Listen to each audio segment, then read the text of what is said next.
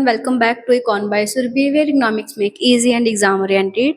So in this video we will start with the most important topic, that is the consumer equilibrium in one commodity and two commodity case, जो आपको हर बार 6 marks के question में पूछा जाता है। And ये वाला टॉपिक पता नहीं क्यों बच्चों को बहुत ज़्यादा मुश्किल लगता है, तो आप इस टॉपिक को अच्छे से करें सो दैट कि आपको पेपर अटेम्प्ट करने में किसी भी तरह की कोई भी दिक्कत ना आए। ठीक है, तो हमारा टॉपिक है consumer equilibrium in one and two commodity case. Consumer equilibrium in one commodity and two commodity case.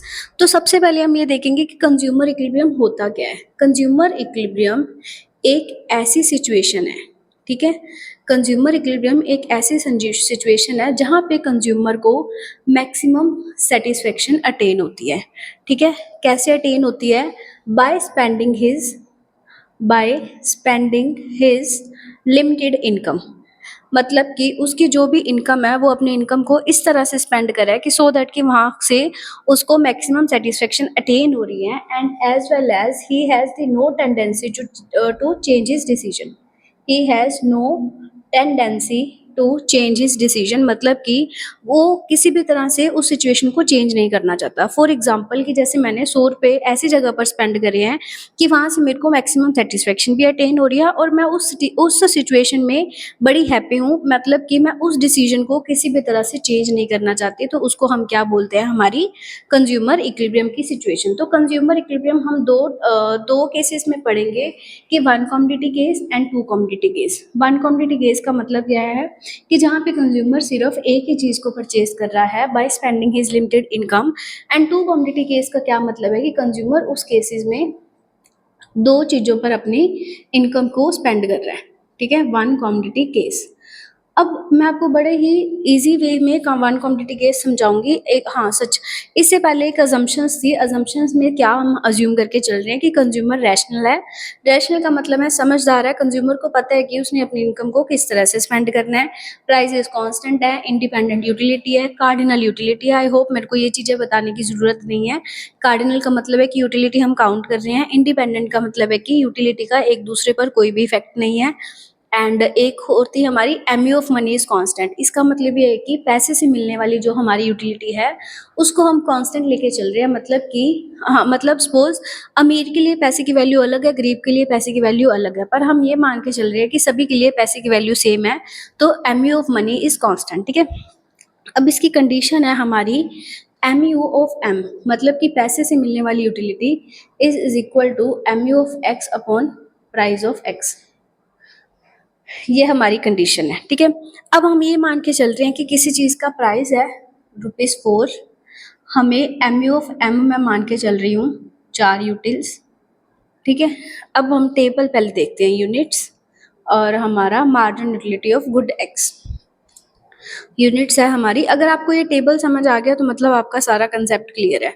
1 2 3 4 5 6 and 20 18 16 10 16 10 0 and -5। देखो, अब मैं मान के चल रही हूँ कि मेरी किसी चीज़ का प्राइस कितना है, ₹4 है, एंड मेरी मार्जिन यूटिलिटी ऑफ मनी मेरी 4 यूटिल्स है।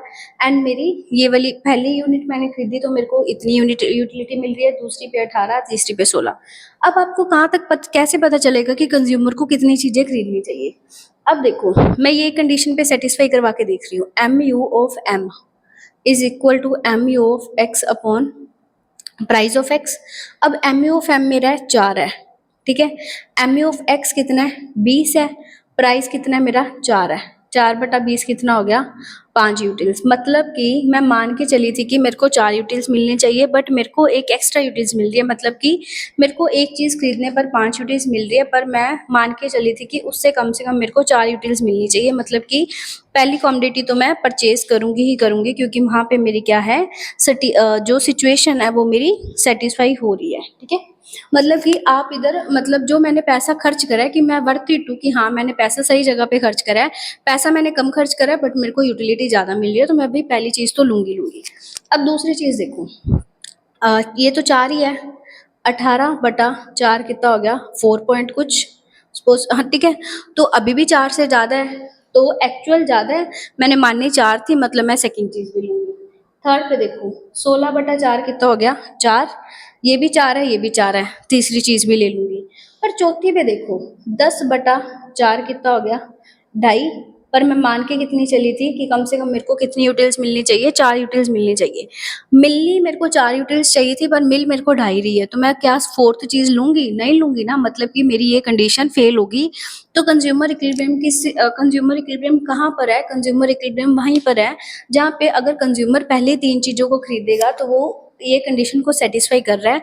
अगर वो नेक्स्ट वाली चीजें खरीदेगा तो मतलब कि उसके लिए वो चीज वर्थ इट नहीं है, मतलब कि वो पैसा ज्यादा स्पेंड कर रहा है और उससे मिलने वाली यूटिलिटी उसको वहां से क्या मिल रही है? कम मिल रही है। ठीक है, तो ये तो था हमारा वन कमोडिटी केस।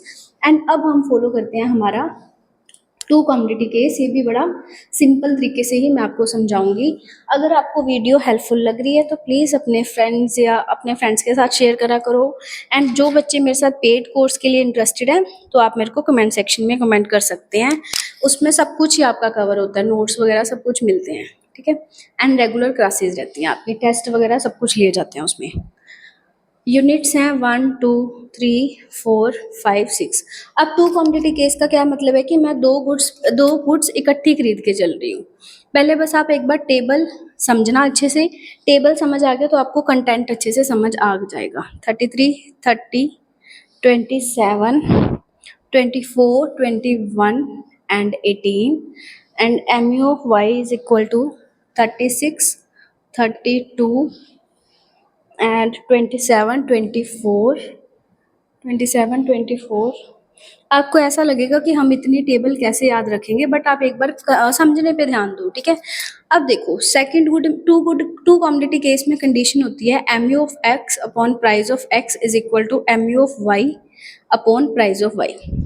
मैं लेट करके चल रही हूँ कि कंज्यूमर की इनकम है 20 रुपये, प्राइस ऑफ X है मेरा 4 रुपये, प्राइस ऑफ Y है मेरा प्राइस ऑफ X है मेरा 3 रुपये, प्राइस ऑफ Y है मेरा 4 रुपये। अब पहले ये चीज़ निकाल लो, मैंने क्या निकालना है? MU of X upon price of X, MU of Y upon price of Y। मतलब कि इसको मैंने X के प्राइस के साथ डिवाइड करना है। 11 10 8 और एक second 9 8 of X upon price of X, मतलब कि इस वाली चीज़ को मैंने प्राइस ऑफ X मतलब 3 से डिवाइड कर लिया, इस वाली चीज़ को मैंने 4 से डिवाइड कर लिया।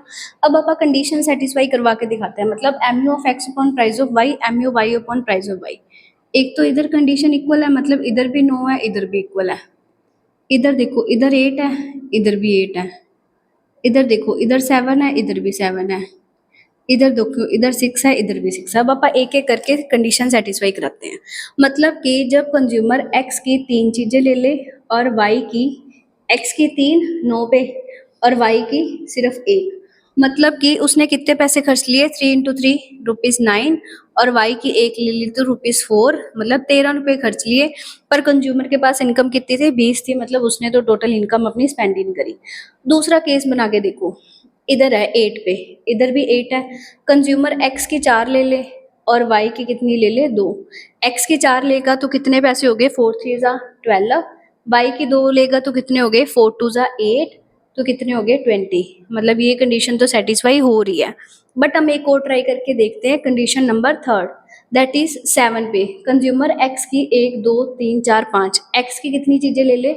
5, और Y की कितनी चीज़ें ले ले? 3। मतलब इधर 15 रुपये, इधर 12 रुपये, 15 + 12 कितने हो गए? 27।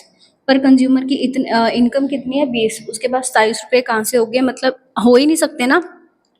तो कंडीशन हमारी कहाँ पे सेटिस्फाई हुई है? इस केस पे 8 वाले पे, विच मीन्स कि कंज्यूमर अगर X की 4 कमोडिटीज लेगा और Y की 2 कमोडिटीज लेगा तो उस सिचुएशन में कंज्यूमर इक्विलिब्रियम की कंडीशन पे है इन टू कमोडिटी केस। तो आई होप आपको ये अच्छे से क्लियर हो गया होगा। एंड ये मोस्ट इंपॉर्टेंट टॉपिक है, तो इसको ज़रूर अच्छे से कर लेना। एंड अगर आपको कोई भी डाउट आए तो आप मेरे को कमेंट सेक्शन में कमेंट कर सकते हैं।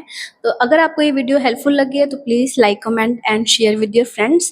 Keep learning and keep sharing most important topic जो आपका कंज्यूमर इक्विलिब्रियम आपको एग्जाम में पूछा ही जाएगा।